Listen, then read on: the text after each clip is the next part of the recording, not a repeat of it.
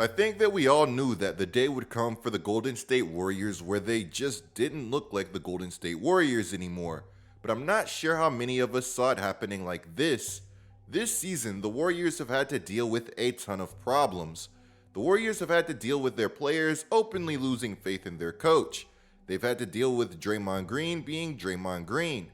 They've had to deal with a former star and key cog to their dynasty going through a mid-career crisis. And now, on top of everything, they've had to deal with a Steph Curry who is at his breaking point. I don't want to say that things have been getting ugly in Golden State because at this point in time, I feel like that would be underselling it, especially when you consider how great that this team has been throughout the years when they've been healthy.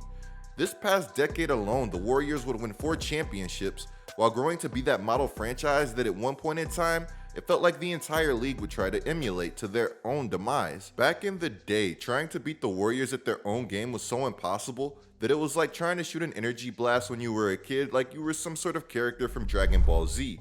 The thing is, you knew that you couldn't do it, but how could you really know if you never tried? The difference is really night and day for the Warriors, because now whenever you think that there's no way that things could get any worse for this Golden State Warriors franchise, they somehow do.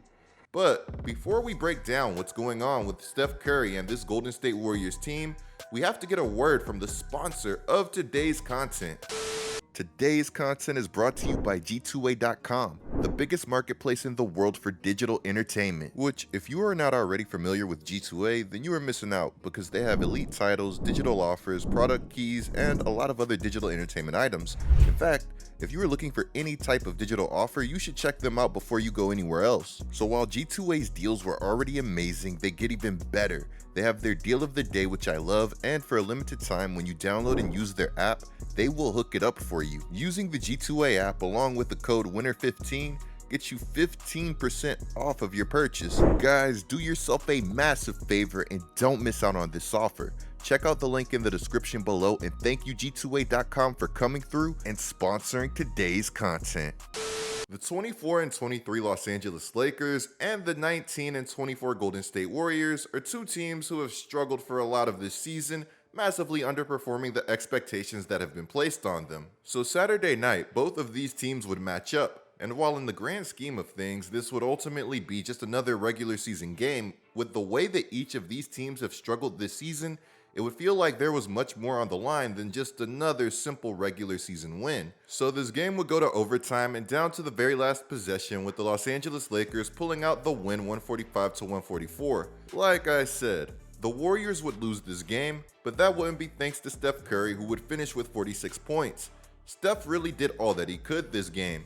Not only would Steph force overtime, but Steph would also hit what would initially be believed to be the game winner later in the game, only to ultimately fall to the Lakers and, quote, the refs. Yeah, the Warriors and their fans really weren't too happy with the way that this game was reffed. After the game, Steph would rip his jersey in frustration on his way to the locker room. And while a lot of this frustration was with the way that this game was reffed, with the Lakers shooting 43 free throws to the Warriors 16, I know that there was more to his frustration than just that. The fact is that the demoralizing losses have really been adding up for this team, and Steph, who wants to win badly, is ready for a change. Earlier this season, when the Warriors lost to the Oklahoma City Thunder, after Chet Holmgren would hit a silly shot to just force overtime, Steph would say this: "I don't know, man. We gotta figure out how to stop talking about it and do what we have to, or else we will be going into the new year with the same problem. So whatever it is, if it's in us, we got to do it if we're going to be any type of serious team. And yeah, I'm sick of talking about it too, so we just got to do it." So Steph Curry said this December 10th, right? Well, January 11th, after the Pelicans smacked the Warriors 141-105, handing them their worst loss on their home floor during the Steve Kerr era, Curry would take things a step further by saying this when he was asked about the Warriors potentially making a move at the trade deadline. It's pretty evident that if things stay the same, that's the definition of insanity, right? Keep doing the same thing but expecting different results. You get to a point when you're trying to explain it, trying to figure out what can change specifically that can help us. Those conversations are happening in between games, in film sessions, in the locker room, but it's headed in the opposite direction. I don't know what to say about it. We're not used to this vibe around our team. It all sucks. Now, I'm not a mind reader or anything, but if you ask me, it couldn't be more obvious that Steph wants the Golden State Warriors to make a move. But the question is there a singular move out there that turns this Golden State Warriors team into a contender? Anthony Slater, who covers the Warriors over at The Athletic, has his doubts, feeling that the Warriors should prioritize the next 3 seasons over the next couple of months. The only problem with this is that Steph Curry, who will be 36 in March, has been notably exhausted while putting his all into this season. Let's be real. Curry is going to care more about the present than what's going on 3 seasons from now. We have no idea what could happen 1 or 2 seasons from now, let alone 3. That is, if he's even still playing. What if Curry shockingly falls off a cliff next season, or has a bad injury that no longer allows him to be Steph Curry? Now, I'm sure that the Warriors factored all of this into any decision that they might make, but down the line, I wonder if they'd really be comfortable living with themselves knowing that they punted one of the final good seasons of a bona fide franchise icon and the greatest point guard to ever play the game of basketball. If you were the Golden State Warriors, what are you doing in this situation?